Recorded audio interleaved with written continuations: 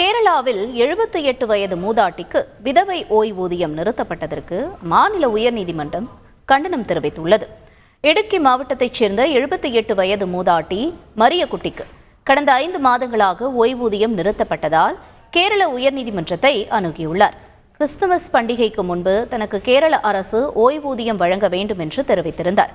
மனுவை விசாரித்த நீதிபதி தேவன் ராமச்சந்திரன் மரியகுட்டிக்கு 5 மாதங்களாக விதவை ஓய்வூதியம் நிறுத்தப்பட்டதற்கு கண்டனம் தெரிவித்தார். அப்போது நிதி நெருக்கடியே ஓய்வூதியம் நிறுத்தப்பட்டதற்கு காரணம் என்றும் மத்திய அரசின் பங்களிப்பு கிடைக்கவில்லை என்றும் கேரள அரசு தரப்பு தெரிவித்தது.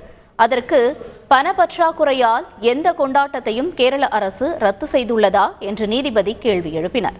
மேலும் மரியகுட்டிக்கு விதவை ஓய்வூதியம் வழங்குவது தொடர்பான முடிவை வெள்ளிக்கிழமை அரசு தெரிவிக்க வேண்டும் என்றும், இல்லையெனில் அவருடைய செலவை 3 மாதங்களுக்கு அரசே ஏற்க வேண்டும் என்றும் நீதிபதி கூறினார். இந்த மனுவை உயர்நீதிமன்றம் மீண்டும் இன்று பரிசீலிக்க உள்ளது. செய்திகளை உடனுக்குடன் தெரிந்து கொள்ள உடனே சப்ஸ்கிரைப் பண்ணுங்க.